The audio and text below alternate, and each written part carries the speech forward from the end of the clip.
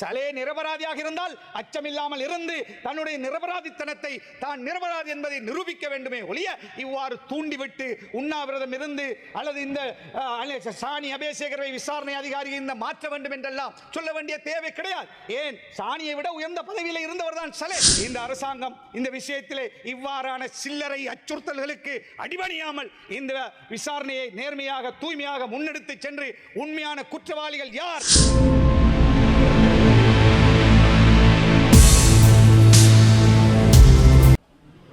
பிஸ்மில்லாஹிர் ரஹ்மானிர் ரஹீம். சபைக்கு தலைமை தாங்குகின்ற உறுப்பினர் அவர்களே, எல்லோரும் அத்தியாவசிய பொருட்களுடைய விலை சம்பந்தமாக பேசினார்கள். உண்மையிலேயே மக்களுக்கு பிரச்சனை இருக்கிறது. மக்களுக்கு தேவையான அத்தியாவசிய பொருட்களுடைய விலை அதிகரிக்கப்பட்டிருக்கிறது. சாதாரண குடிமக்களால் வாழ முடியாத நிலை இருக்கிறது. இதை அரசாங்கம் கவனத்திலே கொண்டு எமது பிரதேசத்தில் கூட நெல்லை உற்பத்தி செய்தவர்கள் விற்க முடியாமல் இன்றைய விலை இறக்கத்தினால் வெளிநாட்டிலிருந்து அரிசி இறக்குமதி செய்ததனால் பாதிக்கப்பட்டிருக்கிறார்கள். எனவே இது குறித்து அரசாங்கம் கவனம் செலுத்த வேண்டும் என்று முதலிலே வேண்டியவனாக, முக்கியமான ஒரு விடயம்தான் இந்த நாட்டின் வரலாற்றிலே மறக்க முடியாத ஒரு விடயம்தான் பாஸ்கு இரிதா சம்பவம். அந்த சம்பவத்தினால் பல நூற்றுக்கணக்கான உயிர்களை, கத்தோலிக்க மக்களுடைய உயிர்கள், அதே போல பலர் காயப்பட்டார்கள். பல வெளிநாட்டு மக்கள் கூட தங்களுடைய உயிரை மாய்த்தார்கள். அவ்வாறான கஷ்டங்களை கத்தோலிக்க சமூகம் அனுபவித்ததை யாராலும் மறக்க முடியாது. இன்னும் எத்தனை பேர் நோயாளிகளாக கட்டிலே இருந்து எழும்ப முடியாமல் கஷ்டத்தோடு இருக்கின்றார்கள். எனவே அவ்வாறானவர்கள் தங்களுக்கு நீதி வேண்டும், யார் இந்த அநியாயத்தை செய்தார்கள், இதற்கு பின்னால் யார் இருந்தார்கள், இதனால் இந்த பாதிப்பு அடைந்தவர்கள் சாதாரணமான விடயம்தான் அவர்கள் அவ்வாறான எதிர்பார்த்து நிற்பது. அவ்வாறு இருக்கின்ற பொழுது மாறி மாறி வந்த அரசாங்கங்கள் ஒவ்வொரு வகையில் இதற்கு பதிலை தேடினாலும் இந்த அரசாங்கம் அண்மை காலமாக செய்து வருகின்ற விசாரணைகளிலே பாதிக்கப்பட்ட கத்தோலிக்க மக்களும் அதே போல முஸ்லிம்கள் இந்த பாவத்தினால் பல வகையான இன்னல்களுக்குள்ளாக்கப்பட்ட முஸ்லிம் சமூகமும் ஓரளவு இது சம்பந்தமாக நல்லதொரு முடிவு கிடைக்கும், நியாயம் கிடைக்கும், உண்மையான குற்றவாளிகள் தண்டிக்கப்படுவார்கள், இவ்வாறான சம்பவங்கள் இந்த நாட்டிலே இனிமேல் வராத ஒரு நிலை ஏற்படும் என்று எதிர்பார்த்து கொண்டிருக்கின்ற பொழுதுதான் நாங்கள் பார்க்கிறோம். அதாவது கோட்டைக்கு முன்னால் சென்று முன்னாள் அமைச்சர்களாக இருந்தவர்கள் உண்ணாவிரதம் இருக்கின்ற ஒரு சத்தியாகிரகம் இருக்கின்ற ஒரு துப்பாக்கி நிலையை கண்டோம். சலே என்கின்ற ஒருவரை கைது செய்தால், அவர் தவறு செய்யவில்லை என்றால், அவர் இந்த நாட்டிலே இன்டெலிஜென்ட் சீஃபாக இருந்த ஒருவர் தான் தவறு செய்யவில்லை என்றால் அச்சமில்லாமல் அத்தனை அந்த விசாரணைகளுக்கு முகம் கொடுத்து இந்த நாட்டில் இருக்கின்ற நீதிமன்றத்தின் ஊடாக தான் நிரபராதி என்பதை நிரூபிப்பதற்கு முயற்சிக்க வேண்டுமே ஒழிய, அங்கே உண்ணாவிரதம் இருந்து நான் சாகப் போகிறேன், என்னுடைய விசாரணை அதிகாரியை மாற்றுங்கள் என்று கேட்பது மிகவும் ஒரு சிறுபிள்ளைத்தனமானது மட்டுமல்ல, இந்த நாட்டு மக்களை கேலிக்கூத்தாக்குகின்ற அல்லது இந்த விசாரணையை திசை திருப்புகின்ற ஒரு செயலாக நாங்கள் பார்க்கிறோம். அது மாத்திரமல்ல, அவருடைய நிலையை, அதாவது அவரை கைது செய்ததற்கு எதிராக விமல் வீரவன்ச அல்லது போன்ற இனவாத சக்திகள் இன்று அதாவது கோட்டை நிலையத்துக்கு முன்னால் இருந்து ஆர்ப்பாட்டம் செய்து ஆரவாரம் செய்து உண்ணாவிரதம் இருந்து இந்த நாட்டில் இருக்கின்ற சிங்கள மக்களை மீண்டும் இனவாதத்தை தூண்டி அதனூடாக இந்த விசாரணையை திருப்ப நினைப்பார்களாக இருந்தால் அவர்களுக்கே அநியாயம் செய்தவர்களாக நிச்சயமாக மாறுவார்கள் என்பதிலே சந்தேகம் கிடையாது. ஒரு அழகான நாடு எங்களுடைய நாடு. ஜப்பானுக்கு அடுத்த நிலையிலே தான் நாம் சுதந்திரம் பெற்ற பொழுது இந்த நாட்டுடைய பொருளாதாரம் இருந்தது. இன்று நாங்கள் எங்கே போய் நிற்கிறோம்? இன்று எத்தனை குடும்பங்கள் ஒரு நேரம் சாப்பிடுகிறார்கள்? இன்று கையேந்துகின்ற நாடாக இருக்கிறோம். $50 பில்லியன் மேலே நாங்கள் உலக நாடுகளுக்கு கடன் கட்ட வேண்டியவர்களாக இருக்கின்றோம். ஒவ்வொரு குடும்பமும் எத்தனை லட்சங்களை கடனாளிகளாக இருக்கிறோம்.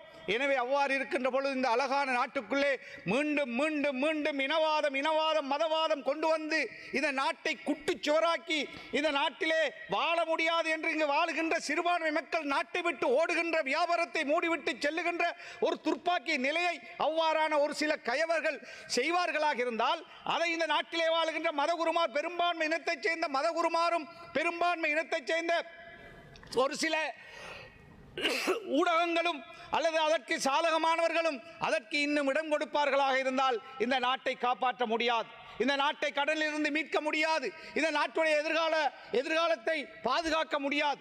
எனவே இந்த துன்பம், அதாவது பாஸ்கிவிதா சம்பவத்திலே நிறைய பேர் நாங்கள் பாதிக்கப்பட்டோம். நேற்று ஒரு தேரர் சொல்லுகிறார், அவர் அதாவது கோட்டைக்கு முன்னால் நின்று சொல்லுகிறார், சலே ஒரு முஸ்லீம், நாங்கள் அவர் முஸ்லீமாக இருந்தாலும் அவருக்காக பேசுகிறோம் என்று. அந்த தேரிடத்திலே நான் கேட்கிறேன், ஜமாத்தே இஸ்லாமுடைய தலைவரை அநியாயமாக அடைத்தார்களே, அவர் முஸ்லீம் அல்லவா? அவரை அன்று அவர் முஸ்லீம் என்பதற்காக அவருக்காக பேசினீர்களா? சட்டத்தரணி ஹிஜாஸ் ஹிஸ்புல்லா இந்த நாட்டிலே ஒரு பிரபலமான சட்டத்தரணி, அவரை கொண்டு போய் 2 வருடங்கள் 24 மாதங்கள், சலேக்கு இன்று 3 மாதங்கள் கூட அந்த சிறையில் இருக்க முடியவில்லை. 24 மாதங்கள் ஹிஜாஸ் ஹிஸ்புல்லா அந்த எலி புழங்குகின்ற அந்த சிஐடி அறைக்குள்ளே இருந்தாரே, அது அந்த நேரத்தில் இந்த தேரர், இந்த இனவாதிகள் யாராவது அவருக்காக பேசினார்களா? அதே போல ஆசாத் சாலியாக இருக்கலாம், ஒரு கவிதை புத்தகம் எழுதினார் என்பதற்காக நலிமியாவிலே படித்துக் கொண்டிருந்த எங்களுடைய பிரதேசத்தை சேர்ந்த ஒரு மாணவர் அஹ்னாப் ஜசீம் என்கின்றவரை 2 வருடங்களுக்கு மேலாக சிறையிலே அடைத்திருந்தார்கள். அதே போல எத்தனை பேரை கொண்டு போய் அடைத்தார்கள். அதே போல என்னுடைய சகோதரரை கொண்டு போய் அடைத்தார்கள். அடைத்துவிட்டு அவர் நிரபராதி என்று 1 வருடத்துக்கு பிறகு விடுதலை செய்த பிறகு மைந்தானந்த அலுத்கமகே தலைமையிலே அன்று கோட்டாபேயுடைய அரசாங்கத்தில் இருந்த 100 எம்பிமார் அமைச்சர்மார் சைன் பண்ணி மீண்டும் ரிஷாத் பதூரினுடைய தம்பியை கைது செய்யுங்கள் என்று கோட்டாபே இடத்திலே கொண்டு போய் கொடுத்த பிறகு, அதன் பிறகு அவர் தூங்கிக் கொண்டிருக்கின்ற பொழுது 2வது முறை கைது செய்து இன்னொரு 1.5 வருடங்கள் சிறையிலே கொண்டு அடைத்தார்களே, அந்த நேரத்திலே அவர் முஸ்லீம் என்று இந்த தேரர்களுக்கு அல்லது இந்த இனவாதிகளுக்கு விளங்கவில்லையா? எனவே சலே மாத்திரம்தான் அந்த நாட்டில் இருக்கின்ற ஒரே ஒரு முஸ்லீமா? எனவே இவ்வாறு இதை திசை திருப்ப பார்க்கிறார்கள். நாங்கள் அந்த வகையிலே இந்த அரசாங்கம் எடுக்கின்ற இந்த விசாரணை சம்பந்தப்பட்ட விடயத்திலே எங்களுடைய 100% ஆதரவை இந்த நாட்டிலே வாழ்கின்ற அத்தனை, குறிப்பாக கத்தோலிக்க முஸ்லிம் மக்கள் பெரிய எதிர்பார்ப்போடு இருக்கிறார்கள். இந்த நாட்டிலே உண்மையான குற்றவாளிகள் யார், இதற்கு பின்னால் இருந்த சதி எது, இதற்கு பின்னால் யார், எந்த சதிகாரர்கள் இருந்தார்கள், இதனால் யார் லாபம் அடைந்தார்கள் என்பதை தேடுவதற்காக, பார்ப்பதற்காக, இதன் பின்னர் இவ்வாறான ஒரு நிலை வரக்கூடாது என்பதற்காக என்று எதிர்பார்த்துக் கொண்டிருக்கிறார்கள்.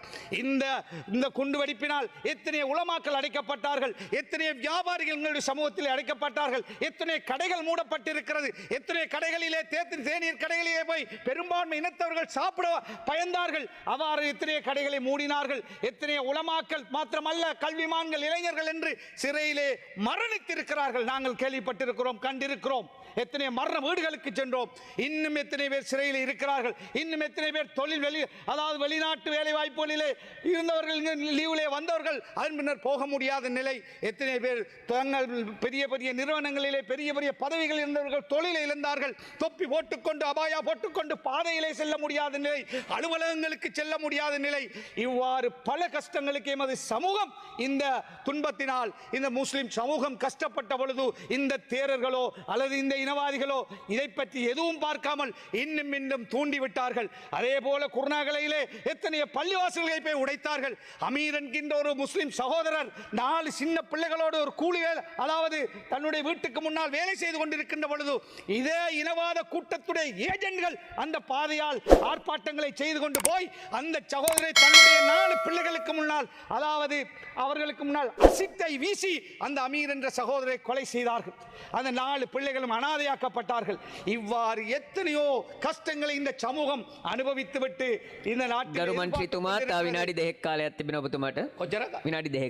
எனவே இந்த சமூகம் எதிர்பார்க்கிறது உண்மையான குற்றவாளிகள் கண்டுபிடிக்கப்பட வேண்டும். சலே நிரபராதியாக இருந்தால் அச்சமில்லாமல் இருந்து தன்னுடைய நிரபராதித்தனத்தை தான் நிரபராதி என்பதை நிரூபிக்க வேண்டுமே ஒழிய இவ்வாறு தூண்டிவிட்டு உண்ணாவிரதம் இருந்து அல்லது இந்த சாணி அபேசேகரவை விசாரணை அதிகாரி இந்த மாற்ற வேண்டும் என்றெல்லாம் சொல்ல வேண்டிய தேவை கிடையாது. ஏன், சாணியை விட உயர்ந்த பதவியில் இருந்தவர் தான் சலே. எனவே அவ்வாறானவர்கள் தான் தவறு செய்யவில்லை என்றால் அதற்கு முகம் கொடுக்க வேண்டும். அதே போலதான் நான் கூட இதில் எந்த சம்மதமும் இல்லாத பொழுது என்னை கூட பாராளுமன்றத்தில் இருந்து வீடு சென்ற பொழுது அன்று இரவு நடிச்சாமம் 3 மணிக்கு என்னுடைய வீட்டுக்கு வந்து 100 பேர் 200 பேர் அல்ல 300 400 போலீஸ்காரர்களோடு முழு ஏரியாவையும் சுற்றி வளைத்து என் வீட்டுக்குள்ளே குதித்து பாய்ந்து என்னுடைய கதவுகளை உடைத்து கொண்டு வந்துதான் என்னை தூக்கி கொண்டு போனார்கள். நான் செய்த குற்றம் என்ன என்பது நீதிமன்றத்திலே நான் நிரபராதியாக வெளியேற்றப்பட்டவன். பல மாதங்கள் நான் சிறையிலே இருந்தவன். நாங்கள் ஆர்ப்பாட்டம் செய்யவில்லை. லட்சக்கணக்கான மக்களுடைய ஆதரவு எங்களுக்கு இருந்தும் நாங்கள் எங்களை விடுதலை செய்யுங்கள் என்று ஆர்ப்பாட்டம் செய்யவில்லை. நீதிமன்றத்தின் ஊடாகத்தான் நாங்கள் நிரபராதி என்று வெளியே வந்தோம்.